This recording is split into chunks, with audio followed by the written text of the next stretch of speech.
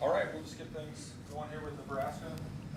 We'll start with Coach Williams. Coach, if you want to make an opening statement and then take questions, and if you have a player directly or a question directly for the players, just designate who your question is for. Okay, yeah, I mean, obviously this is a disappointing loss for us at home. We expect to take care of home court better than that, and we gave up, far too many points, particularly there in the first half. And, I thought Iowa came in and really shot it well early and then kind of punched us in the mouth. And, we continue to see flashes of great things out of our team, but we have yet to put together a complete 4 quarters, and that's costing us in a really rugged Big Ten. This is for Myron, right? The starts have been rough the last couple of games. What do you think is the thing you guys have to overcome and change as quickly as possible? Yeah, I think it's just coming out with that fire and that intensity from the tip, and then I think defensively just locking in and being able to make adjustments. Like Iowa shot the ball super well to start the game, and I think just being able to adjust and just being able to guard a little bit better. What's your coach saying to you for 2 minutes into the game when she calls that timeout? Yeah, I think just kind of what I said. Like, we have a game plan, let's stick to it, let's execute it, and I think just it's us as a team trying to light that fire for each other as well, because some of that's on us too. So. Either of you, excuse me, did the early start contribute to that at all, do you think? No, I mean, we should be ready to play whatever time of day it is, and we've played a few games at 11 before, so there's no excuses. The Hawkeye fans were full effect, full force today. Were those "Let's Go Hawks" chants messing with you guys at all, especially at the end of that first half? No. Coach Williams, what's maybe the message just with, still a decent amount of games left on the schedule, Big Ten tournament, and a chance to make another postseason run?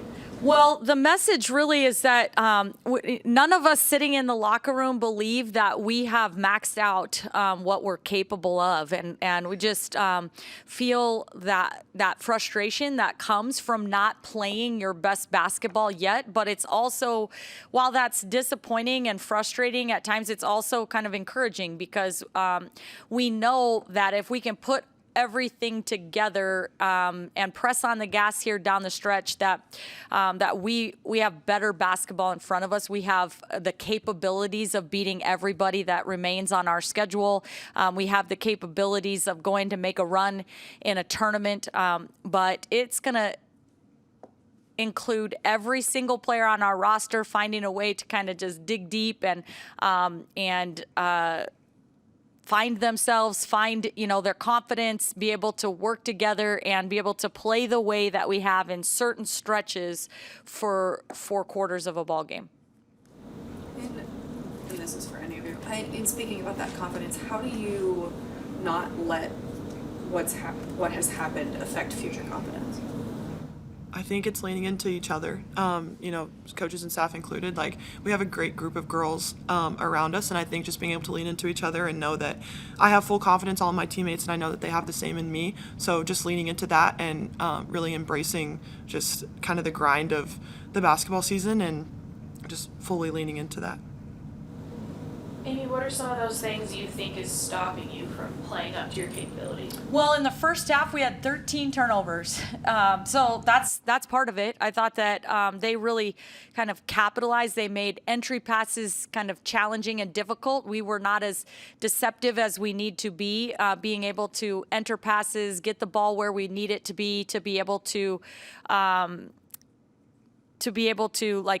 just execute our offense, but they were able to turn those turnovers into points on the other end. And it's challenging enough to guard teams like Iowa in the half court when you've made a basket and you're able to get back and set your defense. But when you're giving them run out points off turnovers and stuff, it becomes even more challenging. So I think, we challenged our kids at halftime. We had 5 second half turnovers. That's a little better. And obviously when we took care of the ball in the second half, we outscored them in the second half. So, it's something where I think that's a big part of it is our ability to just play with the pace we want to play with, but also be deceptive and take care of the basketball and not have 13 turnovers at halftime.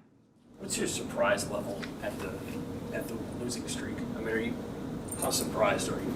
Especially. I think that it's not a surprise in the sense that our league is just really challenging. I mean, we're playing somebody who's ranked in the top 15 in the country every single night out, and so you know that it is going to be a battle. So in that sense, it's not a surprise. I think that what is a little bit surprising is that we haven't found a way to string together our best basketball in a 4-quarter stretch yet. And usually this is a team that has kind of found a way to do that by this point in February. And I just think we are still, kind of working through some of that. And that's the part that's maybe a little more surprising. Do you think the fixes are more for offense or defense? Yeah, I think it's just a little bit of both, Sam. It's hard for me to pinpoint. I think obviously we identified offensively just turnovers, but I think, on the defensive end, at one point their post players were shooting like 80% from the floor or something like that. And, we've got to find a way to take a little bit of pride. I think we had a paint touches challenge and, we actually had a few more paint touches, but when they get their paint touches, they're every time capitalizing. And that's something that we've got to find a way to be a little bit better and more disruptive defensively. Do you call for the review on the foul between Maya and Britt, or did they just do that on their own? We actually had that conversation. Britt is somebody that I trust to play with 2 fouls, and is not that I don't trust Amaya, but that would have been Amaya's 3rd foul, and so in that particular situation, being able to have them put the correct foul on Britt. Moved Amaya back to 2 fouls and Britt at 2 fouls, in which case I trust both of these young ladies to be on the floor and play smart in that situation. I guess for Britt, just what are your thoughts? You guys have a West Coast trip to important games. Just maybe what's the conversation? Like, obviously, you're trying to get out of this losing streak, but still 3 chances to really finish the season strong. Yeah, I think we just really need to lean into each other for this last stretch. Like Coach said, we haven't played our best basketball yet, and we have some opportunities coming up. And if we can stick together and execute our game plans and get some wins, that would be huge for us just going into the postseason. Coach, kind of talking about confidence a bit. You guys have played, like you've said so many times, the Big Ten is incredibly competitive this year, and you keep going against these top 25 opponents, and you can't seem to get over the hump. What are you kind of saying? What's the message of we're not done yet just because we've lost all these top 25 matchups? We can still pull ahead and win. Yeah, I mean, I think the biggest message is we know, we were at Michigan State in a tie ball game with less than a minute to go. We were at Minnesota in a 2-possession game. We were at Iowa in a tie game with 5 minutes to go. We've been in ball games within 1 or 2 possessions of teams, with chances to win games multiple times with teams that are ranked in the top 15 in the country. And so I think that gives us an encouragement to know that we are most capable of competing and playing at that level with those teams. And so, if we can really commit to doing it for 4 quarters and 40 minutes in a ball game, then we feel like we can be competitive with anybody. Anything else for the Huskers? Thanks. Thank you. Okay.